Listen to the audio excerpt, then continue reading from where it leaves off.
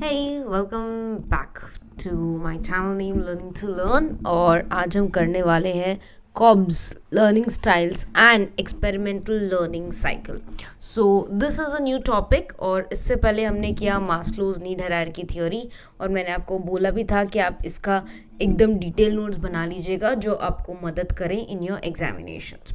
तो Cobbs learning styles बहुत ही simple है. इसमें 4 ही स्टेप्स हैं और ये आपको फटाफट से समझ में आ जाएगा.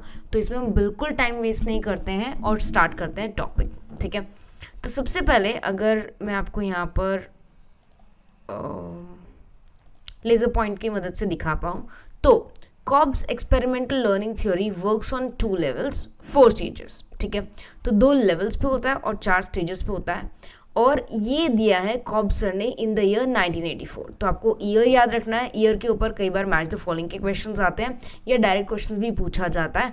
और हाँ, प्रोसेस जितने भी थ्योरीज में दिए आपको वो भी याद करना है. ठीक है, तो ये 4 स्टेजेस हैं और ये इसका डायग्राम है. ठीक है, concrete experience, reflective observations, abstract conceptualisation और एक्टिव एक्सपेरिमेंटेशन, ये इसके 4 डिफरेंट 4 स्टेजेस हैं. ठीक है, तो we'll start with concrete experience. हम यहाँ कॉन्क्रीट एक्सपीरियंस से स्टार्ट करते हैं, फिर जाते हैं रिफ्लेक्टिव ऑब्जर्वेशन पे, फिर एब्स्ट्रैक्ट कॉन्सेप्चुलाइजेशन पे, एक्टिव एक्सपेरिमेंटेशन और फिर वही सर्कल वापस होता है. तो एग्जैक्टली ये चारों चीज़ों में कॉन्क्रीट एक्सपीरियंस सबसे पहले क्यों आता है और लास्ट में एक्टिव एक्सपेरिमेंटेशन क्यों आता है. So why concrete experience are first and active experimentation are last, हम ये समझने की कोशिश करेंगे. ठीक है, तो ध्यान से वापस मैं एक रिकैप दे रही हूँ. कॉब्स लर्निंग स्टाइल या एक्सपेरिमेंटल लर्निंग स्टाइल डेविड कॉब्सर ने दिया था इन द ईयर 1984 और ये 2 स्टेजेस में होता है, जिसे 2 लेवल्स में होता है जिसे हम 4 स्टेजेस में डिवाइड करते हैं. ये कॉग्निटिव प्रोसेस से रिलेटेड है. अगर आपको याद हो तो मैंने कॉग्निटिव के लिए बोला था रिलेटेड टू माइंड. कॉग्निटिव मतलब कोई भी चीज़ जो आपके दिमाग में होती है, जहाँ पर आपका लॉजिक काम कर रहा है, जहाँ पर आपका तर्क काम कर रहा है, आपको पता है कि भाई इस चीज़ की वजह ये है. ठीक है, तो उसे हम कॉग्निटिव डोमेन कहते हैं, जहाँ पर हमारा दिमाग इतना विकसित हो चुका है कि हमें समझ आता है, हम तर्क लगा सकते हैं, हम रीज़न कर सकते हैं, हमें पता चलता है कि भाई क्या चीज़ क्यों हो रही है, हम कॉज एंड इफेक्ट देखने की कोशिश करते हैं.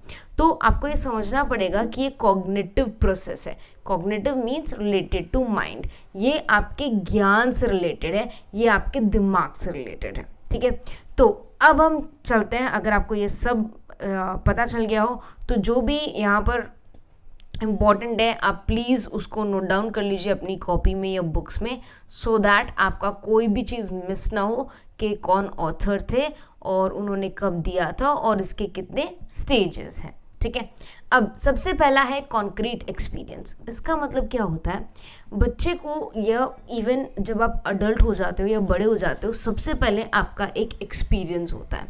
आप अगर कोई भी चीज़ पढ़ते हो तो उसमें आपका एक्सपीरियंस बहुत ही ज़्यादा इम्पॉर्टेंट होता है. तो एक छोटा सा एग्जाम्पल लेती हूँ. सपोज़ आपने कोई क्वेश्चन सॉल्व करने की कोशिश की. ठीक है, अब वो क्वेश्चन आपने उसको 15 मिनट लगाया. मैथ्स का क्वेश्चन हो सकता है या कोई अकाउंट्स का क्वेश्चन हो सकता है, कोई भी. आपने 15 मिनट लगा के वो क्वेश्चन किया मगर आपका आंसर रॉन्ग आया. तो ये आपका एक एक्सपीरियंस है कि आपका आंसर रॉन्ग आया. क्यों? क्योंकि आपका ऑब्जर्वेशन नेक्स्ट स्टेप होगा ऑब्जर्वेशन. वो क्यों रॉन्ग आया, अब आप जब पता करोगे तो आप ऑब्जर्व करोगे आपने कोई स्टेप में मिस्टेक कर दी है या आपने कोई डेटा गलत ले लिया है या आपने नंबर कैरी गलत किया होगा, गलत फॉर्मूला अपनाया है. कुछ ऐसी चीज़ें जहाँ पर आप अपनी एक्सपीरियंस को यूज़ करोगे ताकि आप ऑब्जर्वेशन को चेक कर सको, आप ऑब्जर्व कर सको कि आपने क्या गलत किया है. तो यहाँ पर the learner encounters a concrete experience. This might be a new experience और अ सिचुएशन और रीइंटरप्रिटेशन ऑफ एग्जिस्टिंग एक्सपीरियंस. तो यहाँ पर क्या हो सकता है, या तो एकदम नया एक्सपीरियंस हो सकता है या एक ऐसा एक्सपीरियंस जो पहले भी हुआ था और अब वापस हो रहा है, जो कि अलग भी हो सकता है, सही भी हो सकता है. ठीक है, तो जैसे आप मैथ्स के क्वेश्चंस बहुत बार करते हैं तो हो सकता है एक बार सही गया हो और इस बार गलत गया हो, या आपने पहली बार वो मैथ्स का क्वेश्चन करने का कोशिश किया, तो ये आपका पहला step, that is concrete experiences, ठीक है।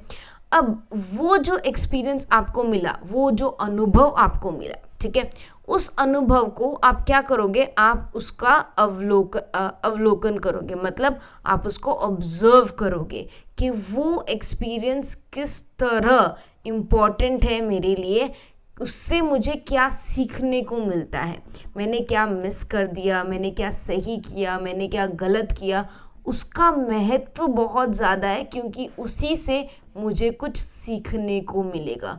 मैंने सही किया होगा वो क्वेश्चन तो मेरा कॉन्फिडेंस इंक्रीज होगा, बट अगर मैंने गलत किया होगा तो मैं चेक करूँगी कि क्या क्या गलती हो गई, ठीक है। इसका नेक्स्ट स्टेप होता है एब्स्ट्रैक्ट कॉन्सेप्चुलाइजेशन। इसमें क्या होता है, जो भी आपने एक्सपीरियंस लिया है उसके बेसिस पे आपने अवलोकन किया है, ऑब्जर्वेशन किया है, अब आप उसको रिफ्लेक्ट करेंगे मतलब समझेंगे। अगर मेरा आंसर गलत गया है तो मुझे कंसेप्ट समझ में आ जाएगा कि अगली बार मुझे काम नहीं करना है। अगर मेरा आंसर सही आया है तो मुझे कॉन्फिडेंस बूस्ट होगा, मैं ऑब्जर्व करूँगी मेरे कौन से स्टेप सही गए और मैं उसी को फॉलो करूँगी। तो यहाँ पर एक व्यक्ति अपने एक्सपीरियंस से या एक व्यक्ति अपने अनुभव से सीख रहा है। तो पहला आपका अनुभव होता है, उसी अनुभव को आप ऑब्जर्व करते हो या उसको ध्यान से उसका विश्लेषण करते हो और फिर उसी अनुभव से आप सीखते हो। तो ये हो गए आपके 3 स्टेप्स, अनुभव, अवलोकन और सीखना, ठीक है।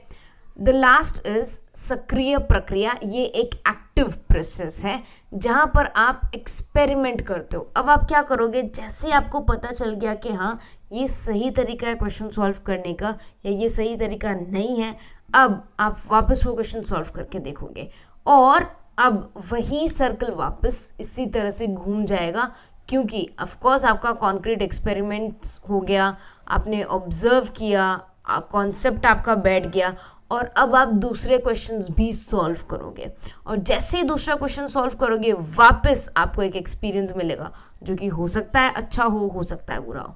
तो ये इस तरह से गोलाई में सर्कल में काम करता है, जिसका फर्स्ट स्टेप ये रहा, दैट इज कॉन्क्रीट एक्सपीरियंस, ठीक है।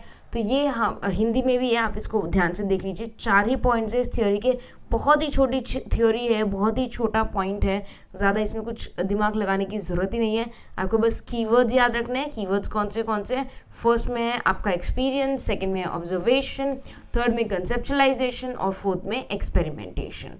आप इसको हिंदी में भी याद कर सकते हैं। अब नेक्स्ट क्लास में हम लोग मिलेंगे, तो नेक्स्ट क्लास में हम लोग जेस्टाल्ट की थ्योरी करेंगे और इसके ऊपर भी कई बार क्वेश्चंस पूछे गए, ठीक है।